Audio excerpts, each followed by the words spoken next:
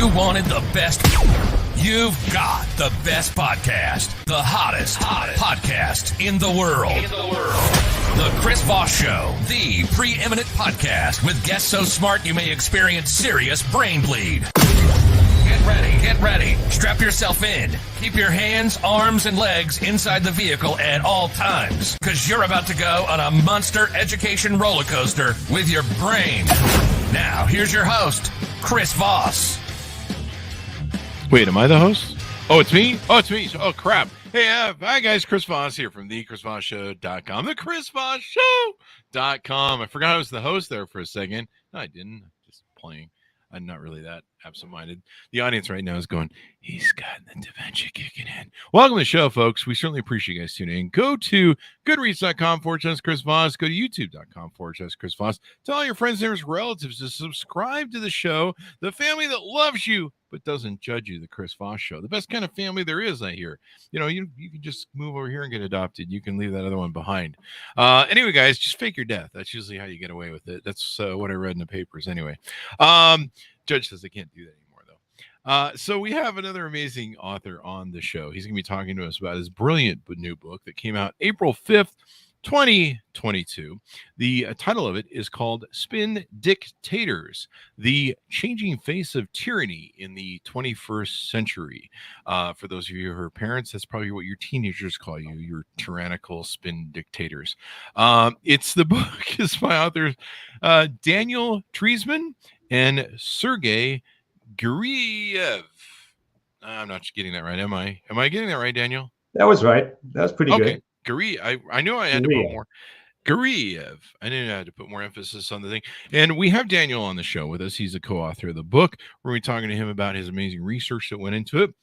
He is a professor of political science at the University of California, Los Angeles, in case you didn't know where California was, and a research associate of the National Bureau of Economic Research. In 2022 to 2021, going back a year, he is a visiting fellow at Stanford University's Center for Advanced Study in the Behavioral Sciences. He's a graduate of Oxford University, BA with honors, and Harvard University, PhD, 1995. He's published 5 books and numerous articles on leading political science and economic journals.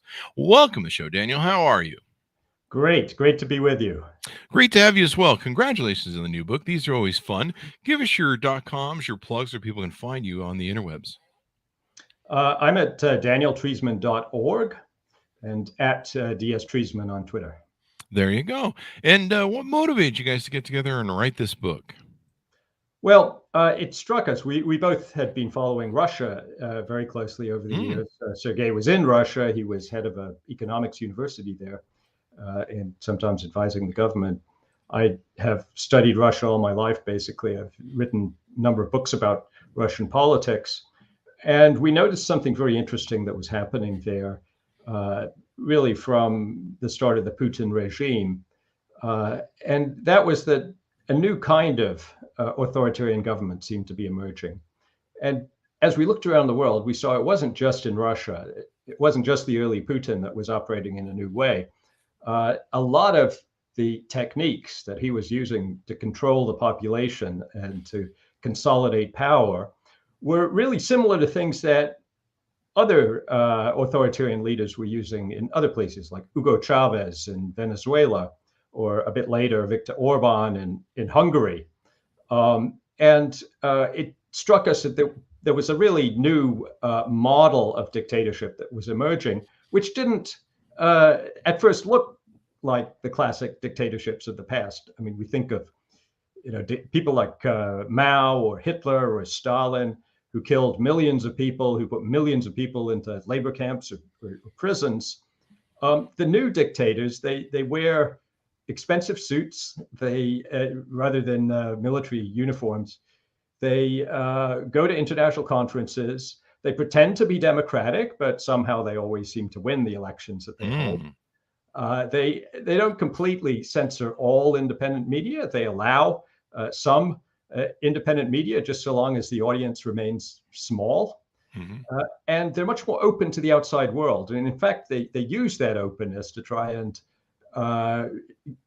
get advantages, to co-opt international institutions, to exploit international institutions, to create networks of helpers in the West and in other countries to covertly serve their interests. So it's a different style of manipulating, first of all, manipulating their own public so that they would continue to support what was essentially a monopolistic kind of government, and also manipulating internationally to serve their interests in a way that was more kind of insidious than obviously belligerent.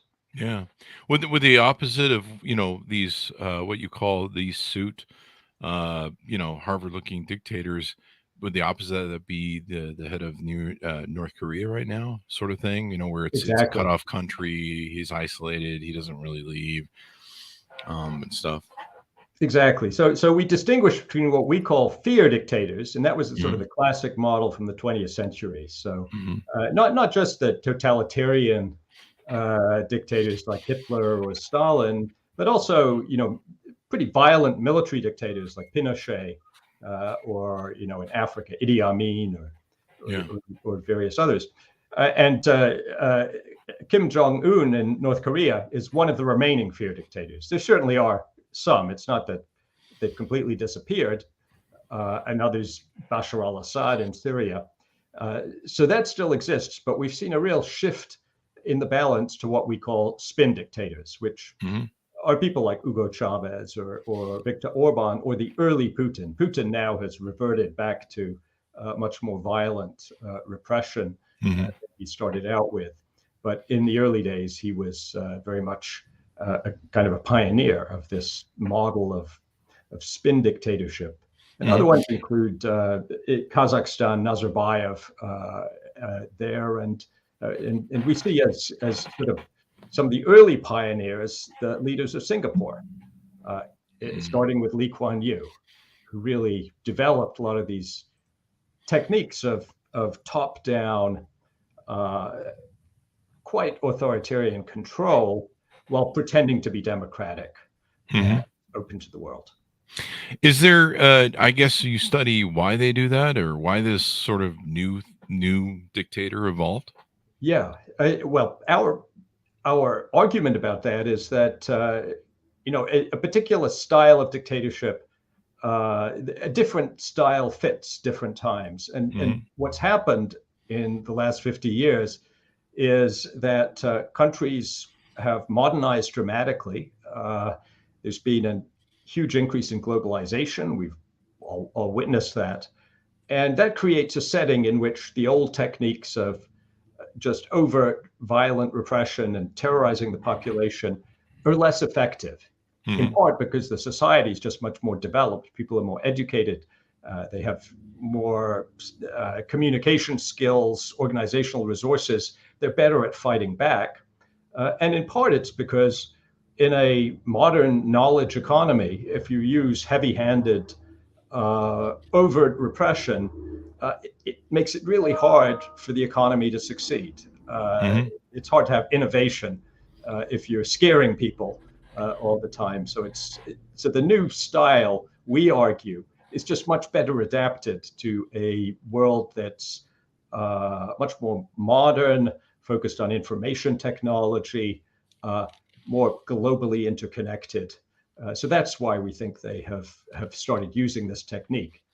Is it better for them as robber barons I don't know if robber barons is the right word, but Putin's probably the richest person in the world if you put all of his money that's housing other people together. I don't know. Yeah, I think it is. It's a way to combine kleptocracy, massive wealth, with a more kind of respected international image.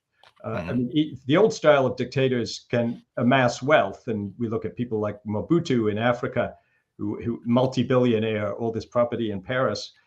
So the old style can certainly get their hands on wealth, but if you want to have this kind of globally respectable image, then doing it more subtly is, it's going to work better.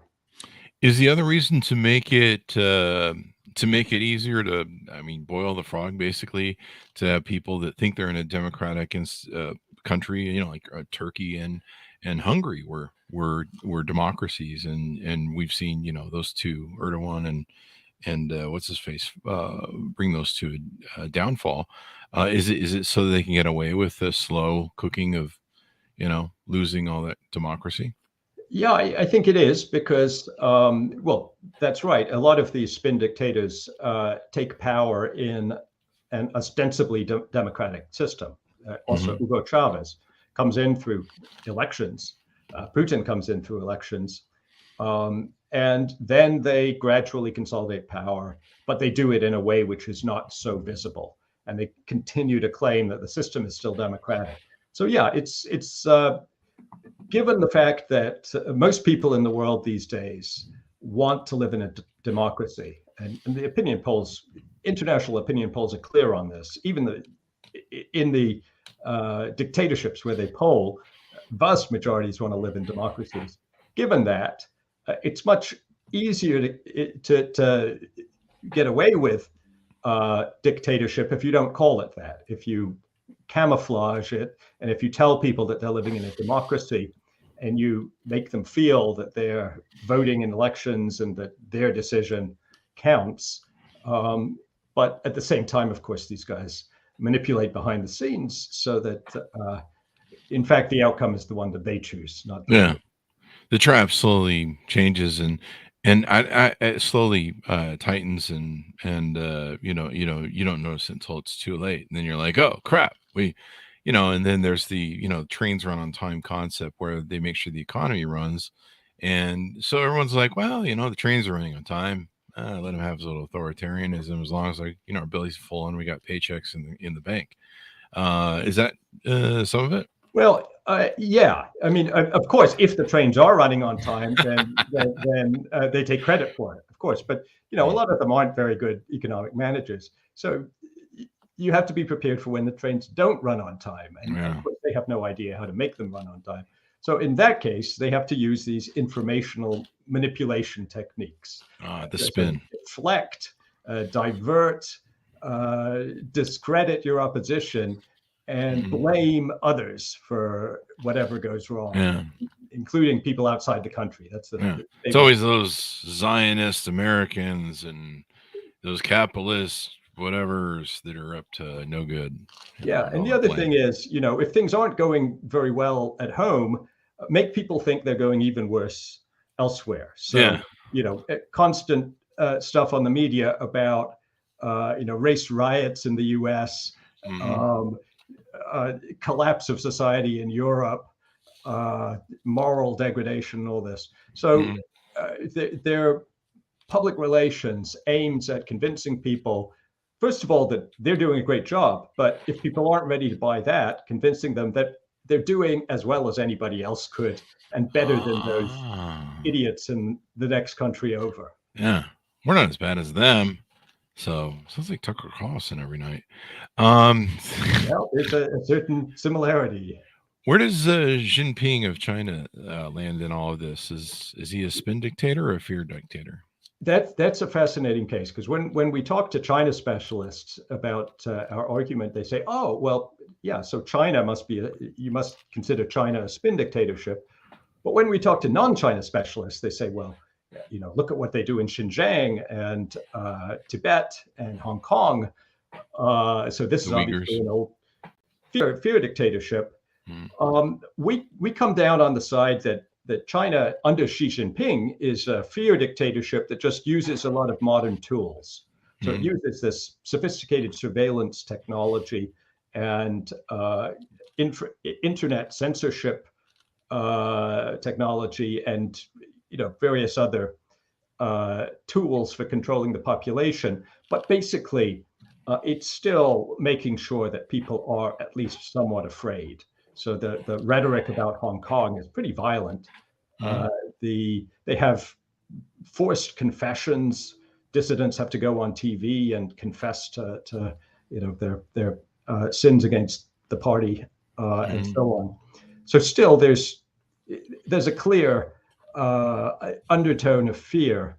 which we think is central. But I mean, Xi Jinping, it's a bit of a reversal of the previous trend. So under the previous two leaders, Jiang Zemin and Hu Jintao, you could even have argued that they were heading towards spin dictatorship, that there was, they were starting to, well, of course, and they remain very open internationally.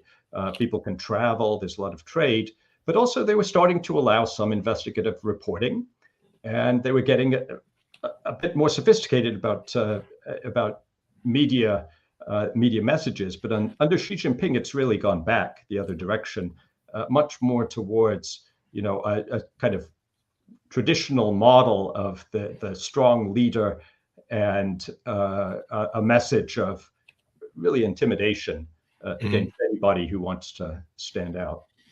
And so you guys researched, you know, the pathway of these guys, how they come to power, how they get power, how they keep power. Were we seeing that with Donald Trump? Well, that's a good question. So how did these spin dictators in countries that are recognized as authoritarian differ from opportunistic populist politicians in democracies who seem to be using a lot of the same techniques? And so for instance, besides Donald Trump, there's Silvio Berlusconi in Italy, who, when he was the prime minister there, he controlled 6 out of the 7 main TV channels. So 3 of them were part of his media empire, and 3 of them were state channels.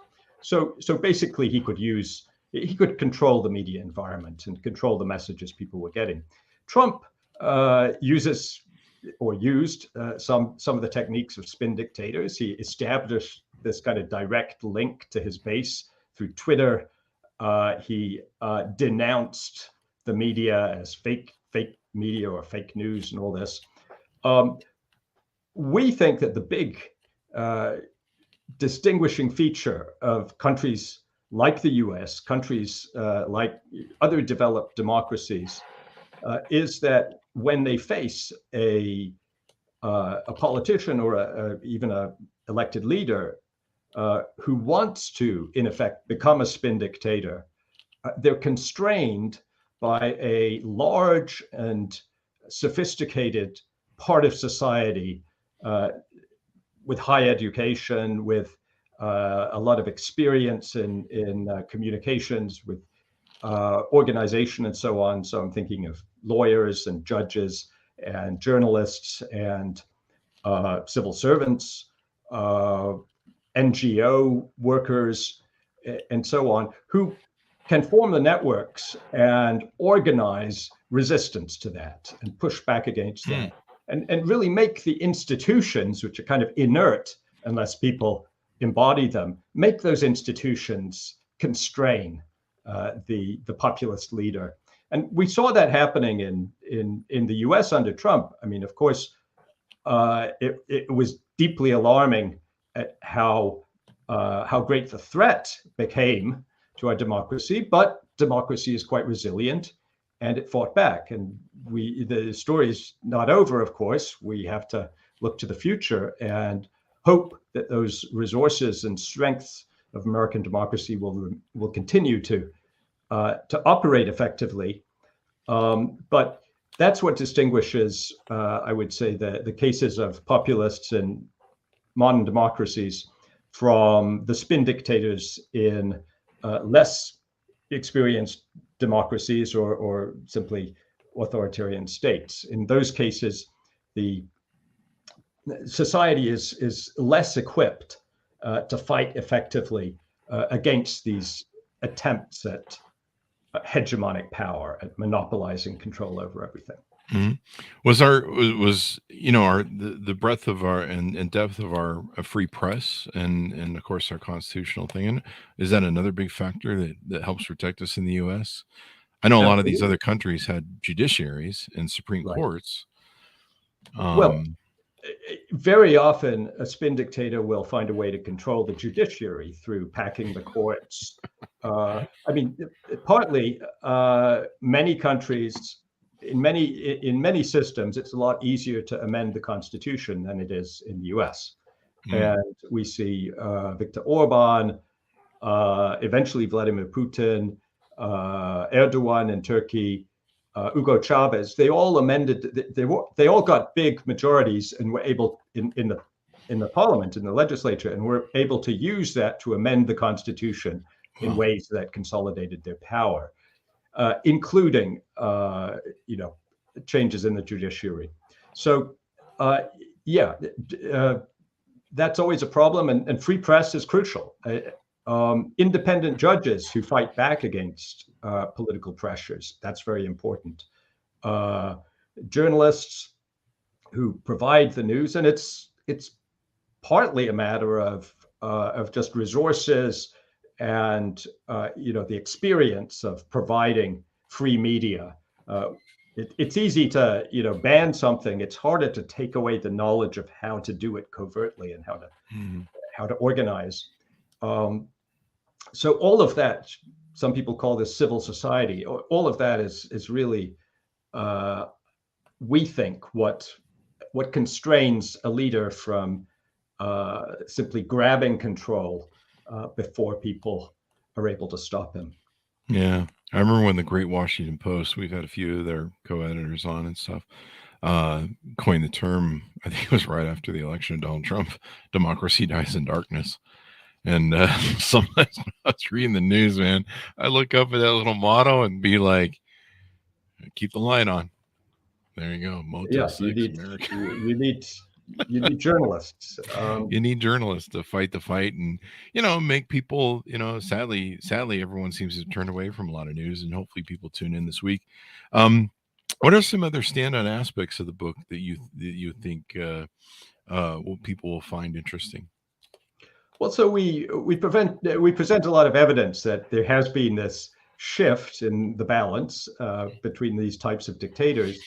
And then we end by trying to think about what the West should do against this type of dictator, the more sophisticated information manipulating type, but also the old type as well.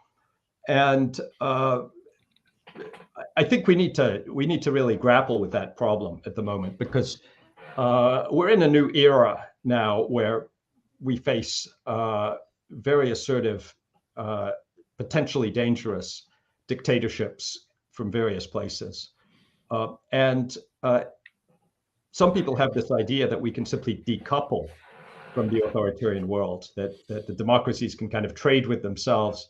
We can cut ourselves off and isolate, and that's the best strategy. In fact, we can't do that, right? The world is interlinked now in multiple ways, and even if we decide we're not going to trade with China or other authoritarian countries, pathogens, environmental threats, technologies, they're going to be crossing borders, and authoritarian countries have votes on the UN Security Council. So we can't just decide to stay in our corner. We have to engage, and I think that's very important. We have to engage, but we have to engage in a smarter way than we have in the past. We have to build into that engagement a lot of strategic thinking. We need to, first of all, we need to be much more aware. We need to monitor more closely the ways in which we're interacting, because in a sense, after the fall of communism in the 1990s, we opened up and we anticipated that ideas as well as capital would flow from the West to the East. And that's true to some extent, but also something flows back. And unfortunately, that's corruption. And so we've seen the growth of a kind of industry of enablers of authoritarian regimes, dictators, lawyers, bankers, lobbyists who set up the shell companies, who lobby on behalf of foreign states, and who basically serve the interests of these dictators and make it very hard to resist them, because they build up networks of friends throughout the world, including in the West. And at the same time, these dictators participate in international institutions. So Viktor Orban, for instance, Hungary is a member of NATO and the EU. Erdogan is Turkey is a member of NATO, and we see that they use the rules of those organizations.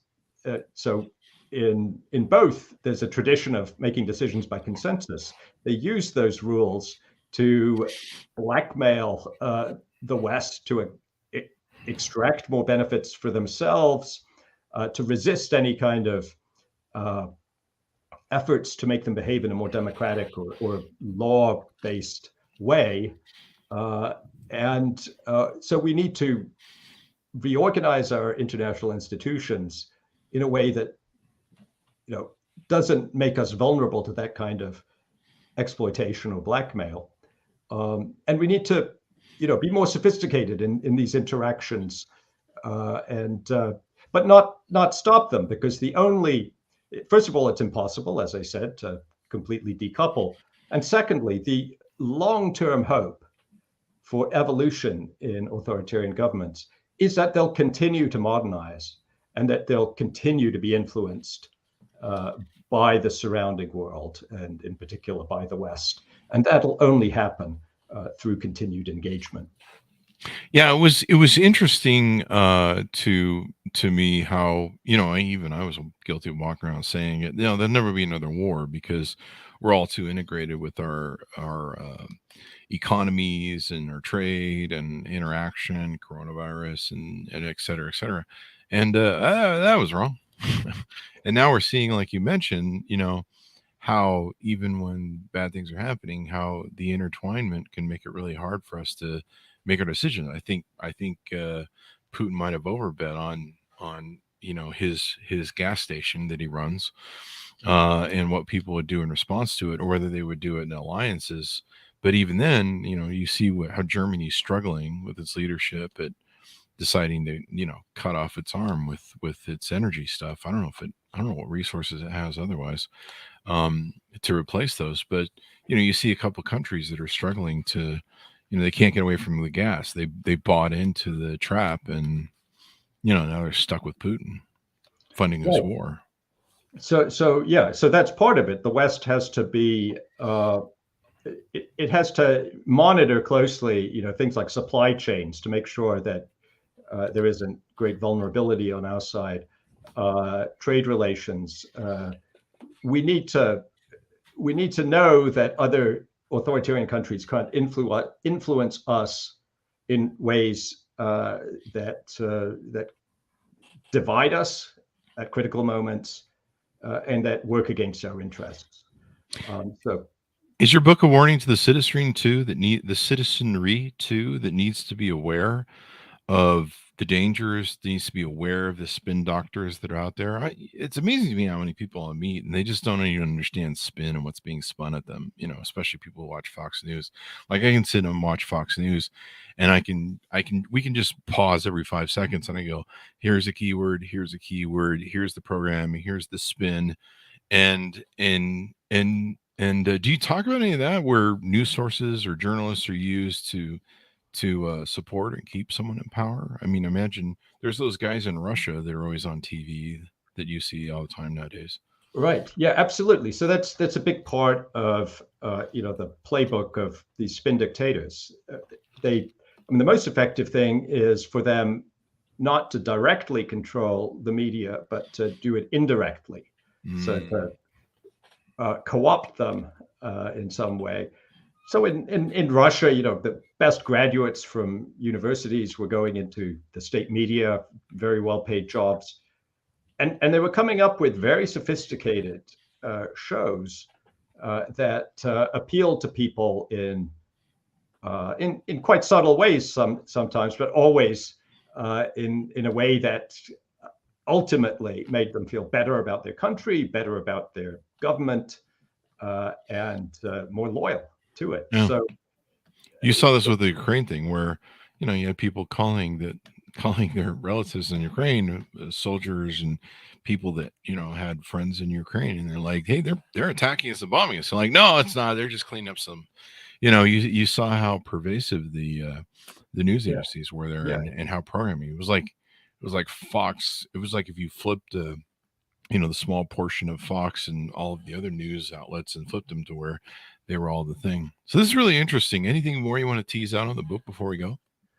Well, I think we covered most of it. I mean, just on that point, it is absolutely amazing how people in Russia are resisting or have been resisting, even from family members, these reports about what's really going on in Ukraine. And it just goes to show how, I mean, I underestimated how effective this was being. This was, in fact, but it shows how much, repetition and kind of sophisticated propaganda that, like a conspiracy theory, it provides some true details about something, and that gives it the feeling of I don't know, truthiness, right? Mm-hmm. But then they build a theory around it, which is supported by the desire to believe, right? People want to believe that their country is good and doing the right thing, and that their army is, saving people rather than just bombing indiscriminately. So you put together that desire to believe good things about yourself and your friends with, these kind of compelling details that the media has provided, and constant repetition, and you get this bubble that is really surprisingly effective at isolating people from the truth. So yeah, it's a warning to us all that, first of all, we need to know that this is going on in authoritarian countries, and secondly, we need to be aware of the danger of those kind of closed informational ecosystems, even in democracies. Yes. All of us need to be aware of it. I mean, if people who study history realize how easily democracies can die, and they do it while people are usually asleep. Everyone's fat and happy, and I would push back on that a little bit. I think we've got a bit carried away on this democracies are dying theme. We haven't seen a lot of democracies die. What happens is democracies get a little bit more unfair. They get more polarized. They work less well, but they don't collapse like a house of cards. At least not developed democracies. The new democracies can. But so yeah, I think you're absolutely right. We have to be conscious. We have to be concerned about the weaknesses and the threats. But at the same time, we can have a certain faith in the resilience of democracy, which comes from those people, right? Those judges, journalists, lawyers, NGO workers, even the occasional professor, and ordinary people who have the knowledge and experience and skills to go out and do something to protect their way of life and stand up for what's right in the public sphere. So, it's not that democracy can suddenly just fall apart just like that without anybody noticing. I think we're scaring ourselves a little bit too much in that regard. But we do need to be conscious, and we do need to keep doing all these things. We need to keep pushing back. I would agree totally.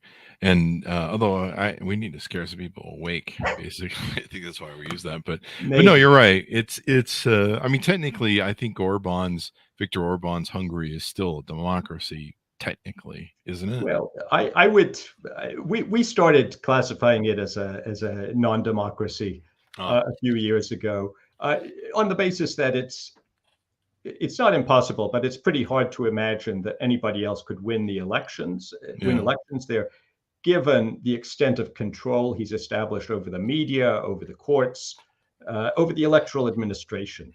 Yeah. So yeah, there's always a gray area around the border where people could classify it in different ways. I mean, is it weird that he gets 120% of the vote? It doesn't seem suspicious at all. Anyway, but this has been very insightful, and people need to recognize this as Americans. There's the famous line from Ben Franklin: "It's a republic as long as you can keep it." And democracies are fragile. We have to be the stewards of it in our time.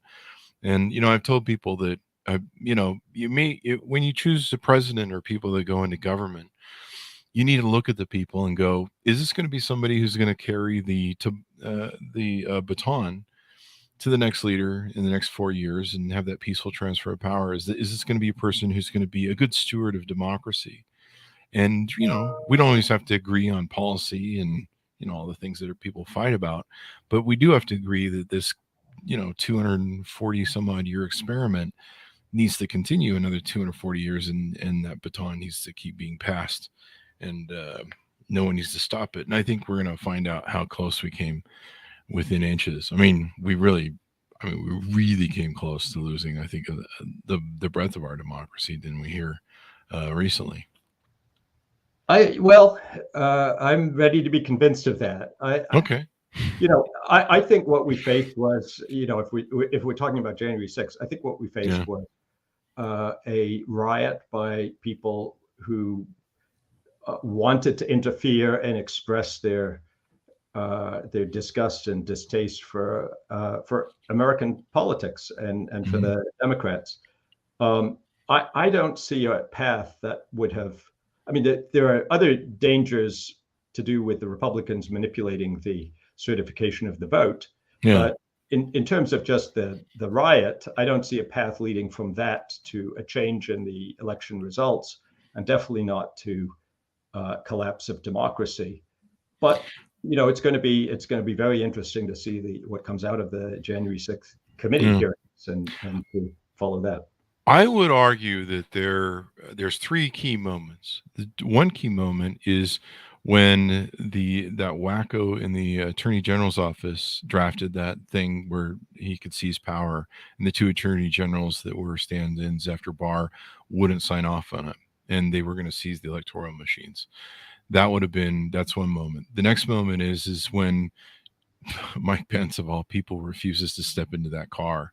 If he would have stepped into that car in that basement, it would have been game over. They would have sent him to Siberia, and there would have been no one to count the votes or change over the votes as in our normal thing.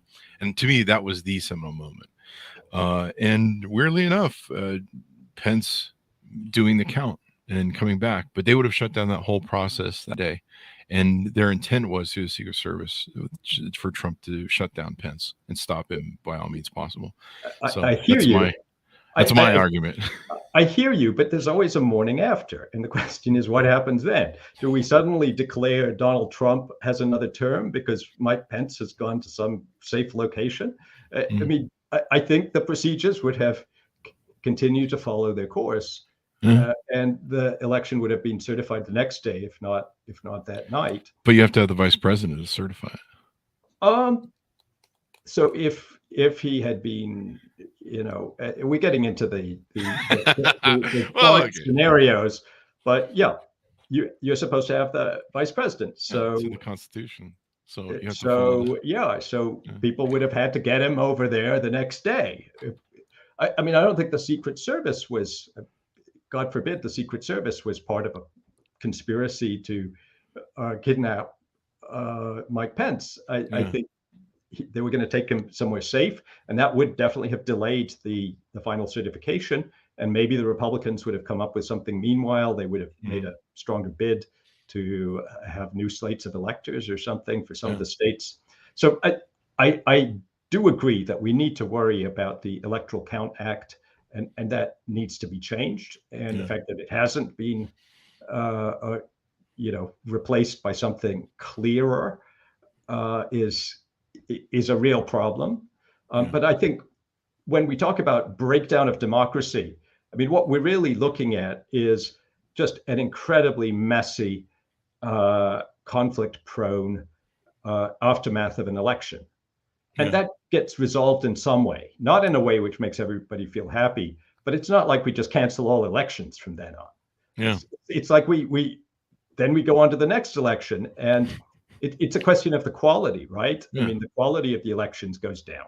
Yeah. And then people start winning 120% of the vote. Yeah.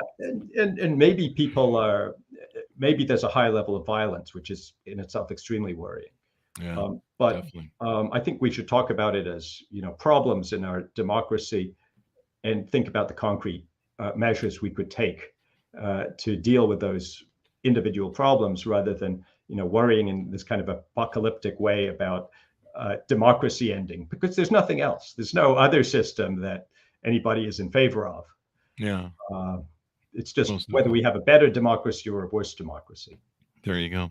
Well, Daniel, it's been wonderful to have you on and learn so much from you, and hopefully insightful for our audience to take and learn. Pick up the book. The book is called Spin Dictators, The Changing Face of Tyranny in the 21st Century. You can get it April 5th, 2022. It came out. And thank you very much, Daniel, for being on the show with us. We really appreciate it.